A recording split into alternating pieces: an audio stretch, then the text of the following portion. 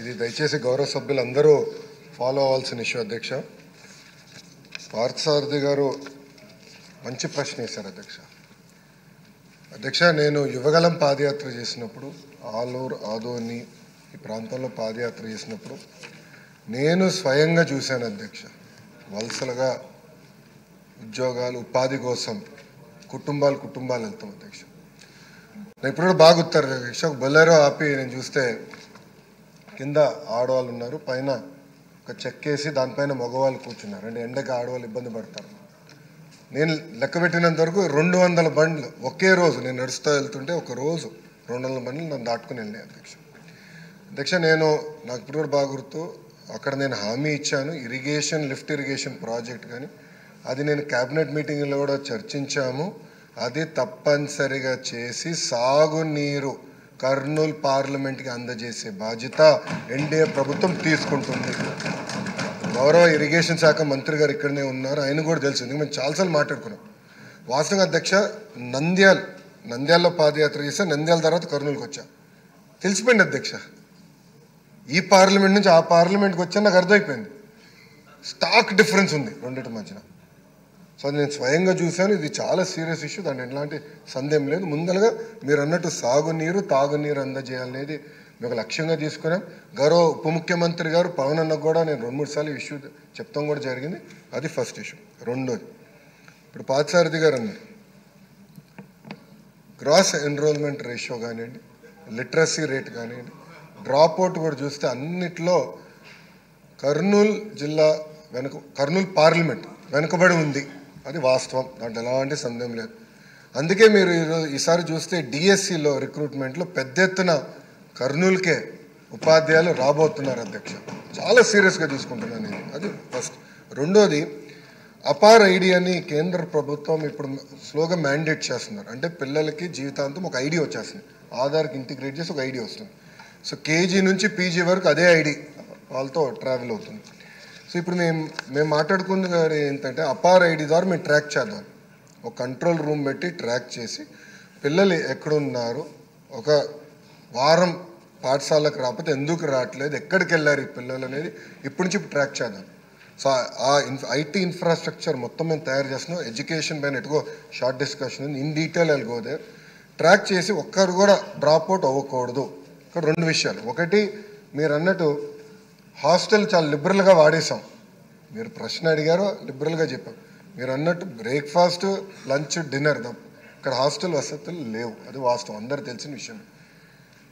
కానీ మేము ఆలోచించేది 2 విషయాలు. ఒకటి, ఇప్పుడున్న సంక్షేమ హాస్టల్స్ ఎట్లా బలోపేతం చేయాలి. ఒక భాగం అయితే వలసలుగా వెళ్తారు అధ్యక్ష. ప్రధానంగా వాళ్ళందరూ మిర్చి సమయంలో ఇక్కడికి వచ్చి గుంటూరులో ఎక్కువ శాతం మంది ఇక్కడ ఉంటారు. సో వాళ్ళు ఇక్కడికి వచ్చినప్పుడు ఇక్కడ అడ్మిషన్స్ ఇవ్వచ్చా, దానికి విధి విధానాలు ఏంటి అంటే వచ్చేది ఒక 4 నెలలు 5 నెలలకి ఇక్కడ అడ్మిషన్స్ ఇచ్చి వాళ్ళ పిల్లలకి చదువు ఇక్కడ కొనసాగించవచ్చా. ఎందుకంటే అక్కడ స్కూల్ కిట్ ఎట్టుకు ఇస్తాం కనుక ఇక్కడ చేయొచ్చు. ఆ ట్రాకింగ్ కూడా ఇప్పుడు మొదలు పెడదాం. అది ఒక భాగం. అంటే ఒక పక్కన హాస్టల్స్, ఇంకో పక్కన ఈ ట్రాకింగ్ 2 ఉంటేనే డ్రాప్ అవుట్ రేట్ తగ్గుతుంది, దాంట్లో ఎలాంటి సందేహం లేదు అధ్యక్ష. గౌరవ సభ్యులు చెప్పినట్లు ఇప్పుడు 24-25 బడ్జెట్లో 121 సెంటర్, అంటే రాష్ట్ర వ్యాప్తంగా 121 సెంటర్లో కేవలం 6,040 మంది విద్యార్థులకి 6,04,00,000 రూపాయలు ఖర్చు పెడతాం జరిగింది. మీరు చూస్తే గతంలో కూడా డీటెయిల్స్ మొత్తం నా దగ్గర ఉంది అధ్యక్ష. అంటే ఎక్కడ ఒక రేషియో లాగా లేదు. కొన్ని సంవత్సరాలు ఎక్కువ ఉన్నాయి, కొన్ని సంవత్సరాలు దాదాపు 10 కోట్లు ఖర్చు పెట్టాం. వైకాపా ప్రభుత్వం సమయంలో అయితే 40 లక్షలు ఖర్చు పెట్టినవి కూడా సంవత్సరాలు ఉన్నాయి. అంటే ఇది ఒక ప్రణాళికబద్ధంగా చేయలేదు, ఏదో నిధులు ఉన్నాయి చెయ్యాలి ఒక టిక్ బాక్స్గా చూసాం తప్ప పిల్లలకి మెరుగైన విద్య అందించాలి, వాళ్ళ తల్లిదండ్రులకి విద్య లేక వాళ్ళు ఎట్లయితే వలసలుగా వెళ్ళాల్సి వస్తుందో అలాంటి పరిస్థితి పిల్లలకి రాకూడదు అనే ఆలోచనతో అయితే గతంలో పనిచేయలేదు. ఇది చాలా సీరియస్గా తీసుకుంటున్నాము, దాన్ని మీకు ఎలాంటి డౌట్ వద్దు. అసెంబ్లీ సెషన్లు అయిన తర్వాత కూడా గౌరవ సభ్యులందరితో కూర్చుంటాను, ఆ పార్లమెంట్ సంబంధించిన సభ్యులతో. We will discuss threadbare. ఒక పక్కన సంక్షేమ హాస్టల్స్ని ఎట్లా బలోపేతం చేయాలి, ప్యారలల్గా ఏదైతే నేను చెప్పాను వలసలు జరగకుండా చూసుకుంటాం. ఒకటైతే అక్కడ కూడా మెరుగైన విద్య ఎట్లా అందించాలి, ఒకవేళ వేరే జిల్లాలకు వెళ్ళినప్పుడు అక్కడ ప్రభుత్వ పాఠశాలలో విసులుబాట కూడా కల్పించే విధంగా చేసే బాధ్యత మన ఇండియా ప్రభుత్వం తీసుకుంటుంది.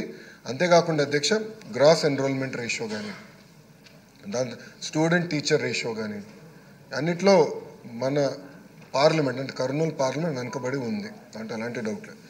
వచ్చే 3 సంవత్సరాలు అందరూ అక్కడున్న శాసనసభ్యులు అందరం కలిసికట్టుగా పనిచేద్దాం. Let us work together. అక్కడున్న CSR ఫండ్స్ ఉన్నాయండి, సర్వశిక్ష అభియాన్ ఫండ్స్ ఉన్నాయండి, లేదంటే ఎడ్యుకేషన్ డిపార్ట్మెంట్స్ ఫండ్స్ ఉన్నాయండి. 3 కన్వర్జెన్స్ చేసి పెద్ద ఎత్తున ఫోకస్ చేయాల్సిన అవసరం ఉంది. అంటే ఎలాంటి డౌట్ లేదు, చేద్దాం. కలిసికట్టుగా చేసి 3 సంవత్సరాలు మార్పు తీసుకొచ్చే బాధ్యత మనందరం తీసుకుందామని సభాముఖంగా గౌరవ సభ్యులు తెలుపుకుంటూ, మన ప్రభుత్వం ఈ ఇష్యూని చాలా సీరియస్గా తీసుకుంటుంది. ఆల్రెడీ ఆర్టికల్స్ కూడా, ఎందుకంటే ఇది ఆల్రెడీ మాకు ఒక ట్రాకింగ్ సిస్టమ్ పెట్టుకున్న ఆర్టికల్స్ కూడా వచ్చినాయి. ఏ పేపర్లో వచ్చినా కూడా మేము చాలా సీరియస్గా తీసుకుంటున్నాం. అంటే బ్లూ మీడియాలో వచ్చినా కూడా, ఆర్టికల్ బ్లూ మీడియాలో వచ్చిన ఆర్టికల్కి వెయిట్ ఉందా లేదా రివ్యూ చేసిన తర్వాత నిర్ణయం తీసుకుంటున్నాం. ప్రతిదీ చాలా సీరియస్గా తీసుకుంటాం. మీకు డౌట్ వద్దండి ఈ విషయంలో. మేము రాబోయే 2-3 నెలలు మార్పు అనేది మీరు గమనిస్తారు. ఇంకేమైనా ఫీడ్బ్యాక్ ఉంటే కూడా గౌరవ సభ్యులు తప్పనిసరిగా మాకు ఇవ్వండి. కలిసికట్టుగా ఇది సీరియస్గా తీసుకుందని గౌరవ సభ్యులు తెలుసుకుంటూ నేను సెలవు తీసుకుంటాను. క్వశ్చన్ నెంబర్ 801 నిమ్మల రామానాయుడు గారు.